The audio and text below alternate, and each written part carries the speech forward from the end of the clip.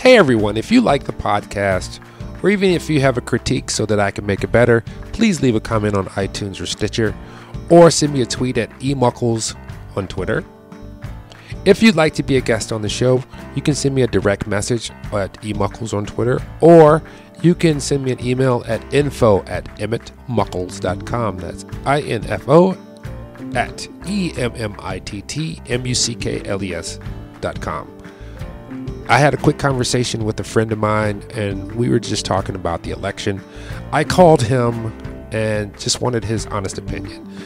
Bob has been a person who has always given me an honest view, and he gives me a different perspective because of our lives, but we share some very common bonds. We come from very similar backgrounds, from very working class families, and I just wanted to get that perspective because I know what my perspective is, but I wanted to get one from someone else.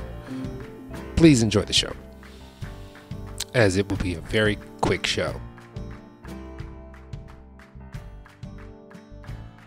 Welcome, ladies and gentlemen, to the Billionaire Lifestyle Podcast. This is Emmett Muckles. I am here with a very old and dear friend of mine, Mr. Robert Kamen.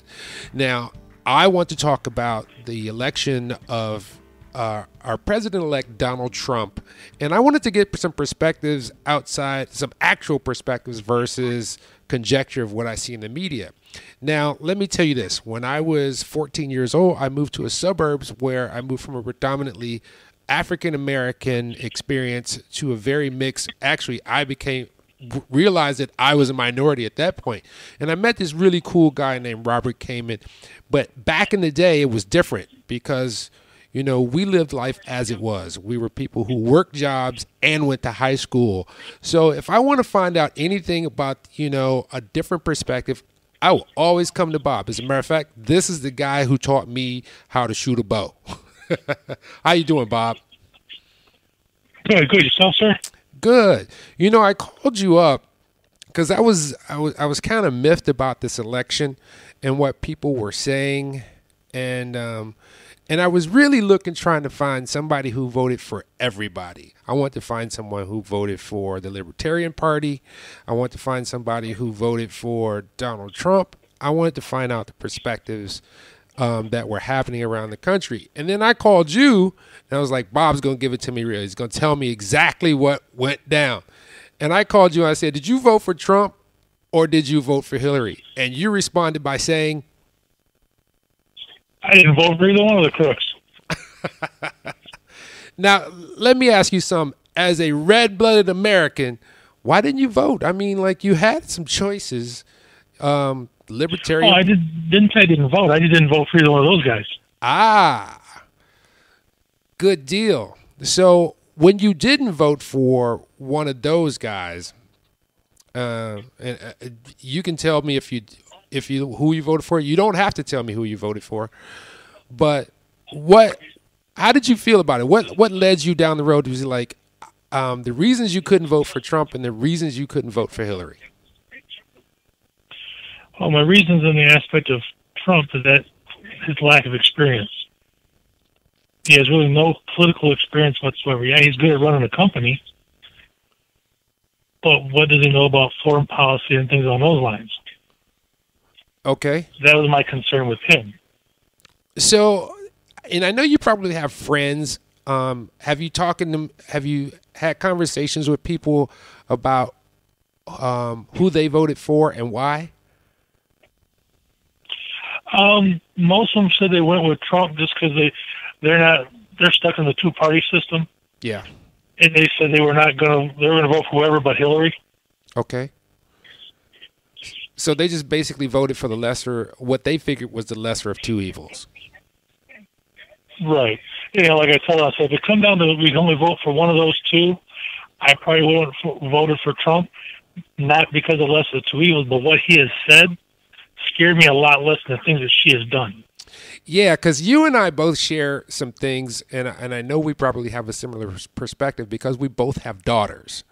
And we want our daughters to prosper, you know, because, and let me tell you, ladies and gentlemen, I was at his daughter's wedding. As a matter of fact, I helped to organize and do some things for his daughter's wedding because I told you guys I had a DJ company.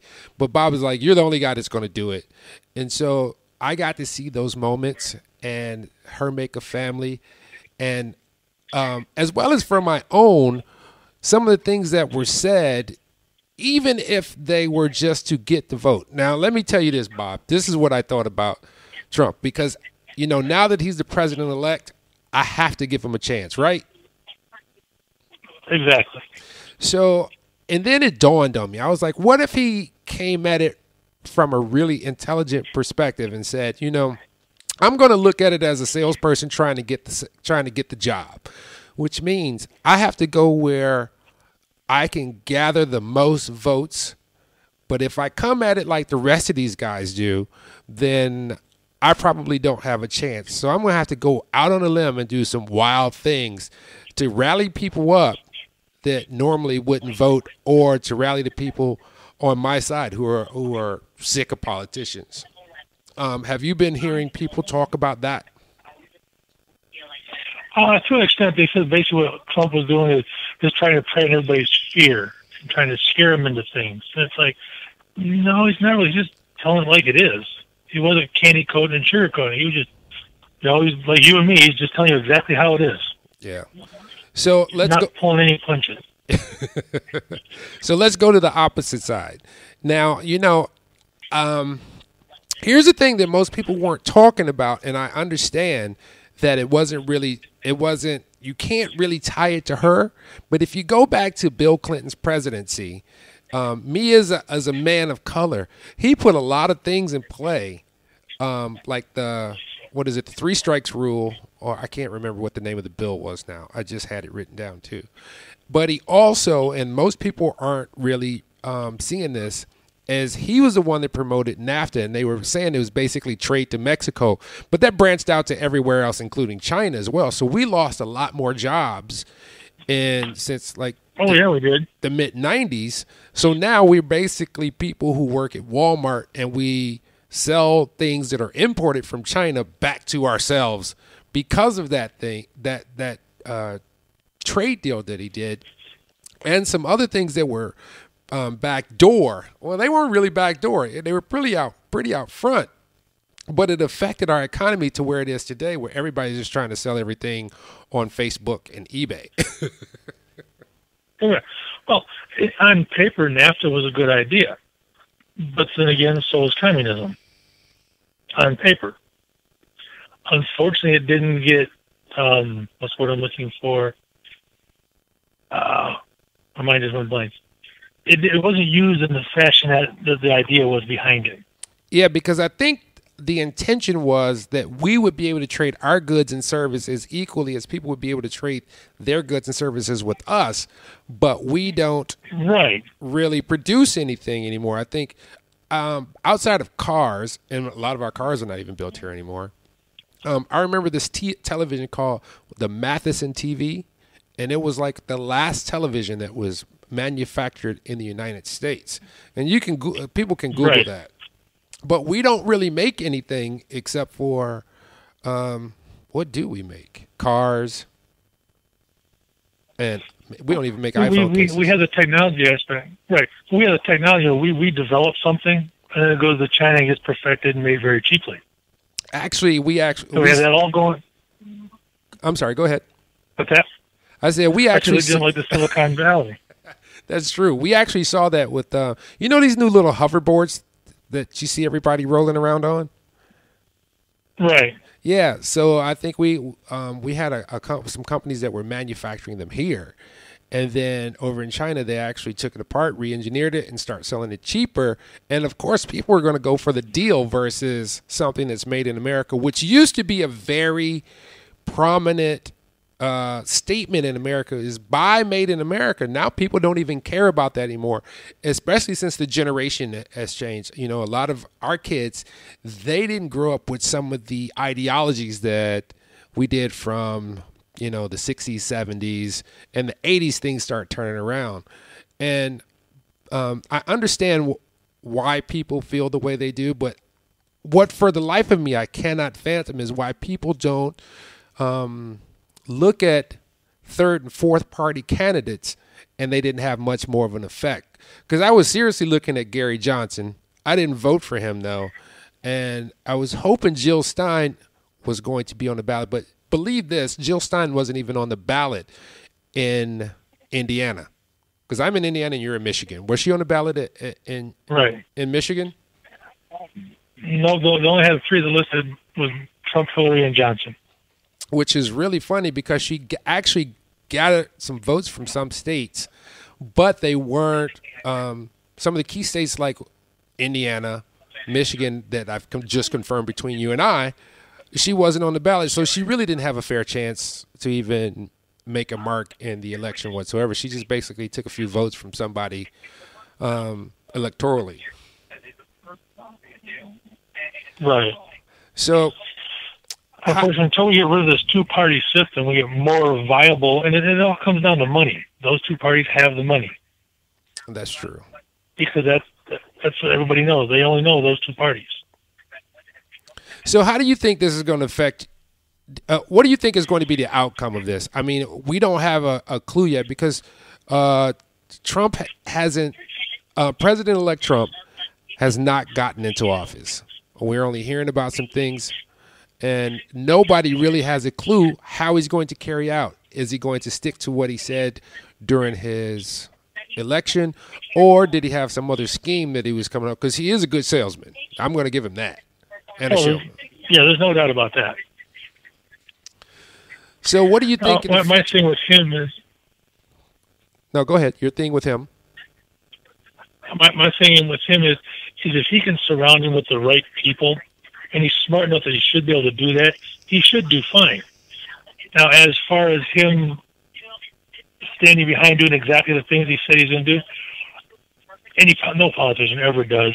And some of the things he was saying he would do, I don't think he can really viably be able to do. Yeah, I think you're right. And one of the things that I realized with this election is that most people don't understand the political process. They don't understand that there's a executive and a judicial and a legislative branch, and that the president doesn't just say, here's what I want to do, and go do it. Well, you also have to look at, with President Obama and some presidents in the past, they've done the same thing. They couldn't get Congress to work for them. They threw out that whole wonderful executive order, which overrode Congress, and he did what he wanted to anyways. You know, a lot of people just need to go back to the Schoolhouse Rock and look at the I'm just a bill thing. Exactly.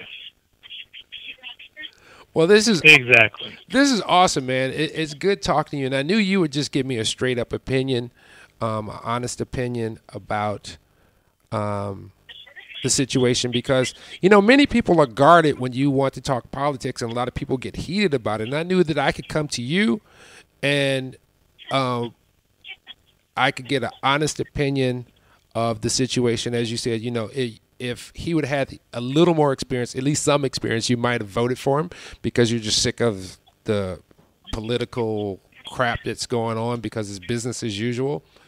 And exactly. No matter which party gets in, it usually is business as usual. No matter which one's in there, it's always the same. Yeah, we've been doing this for... At least it appears to be. Yeah, we've been doing this for quite a few years now, as we've been alive for quite a while. But I do worry about. Let's not talk about that half. Let's not talk about that half-century mark. Huh? Oh, I've hit the half-century mark. I'm good. But thank God to vitamins and just hanging out with young people like my family and stuff like that keeps your mind fresh, and it keeps me doing things like this. And by the way, this is for all you people who like bows out here. I have a beautiful 3D course that's a mile away from my house. Oh, man. And it's a club that you can join. I haven't joined it yet. There's a club that you can join, and they have just like they have not competitions. They have leagues. That's what they have. Sure. League. Yeah. Anyway, Bob, thanks, man, for giving me your opinion. I appreciate you and love you much. Love you too, brother. Anytime, you just give me a call. All right. So everybody, please, if you're listening to the podcast, leave us a review in iTunes, leave us a review in Stitcher. Go to the blog, which is emmettmuckles.com or the Billionaire Lifestyle LLC.com, where you can read the posts, get the show notes and things like that. Leave us a comment. Let us know what you're thinking. Let us know how you're feeling. And as I said, I really wanted to speak with someone that I know, that I trust, because it is about our lifestyles. And this has a direct impact on how we live going forward. And Bob and the rest of you, have an awesome day, week, month, and be blessed. And happy Thanksgiving, brother, and we'll talk to you soon. I want you to think about your dream, because I'm in a room full of dreamers. Think about your dream right now. I want you to think about it and envision it. Number one, disgust. Disgust is a negative emotion, but it can have a very positive, powerful effect. Disgust says, I've had it. What an important day that could be. Decision-making is a life-changing day. If you went home today and in the next few days cleaned up a list of decisions, it could furnish enough inspiration for the next 5 years, 10 years. Third one, desire, wanting too bad enough. Who knows the mystery of that? We don't know. But here's something I do know. Sometimes desire waits for a trigger, waits for something to happen. Resolve. Resolve says I will, two of the most powerful words in the language.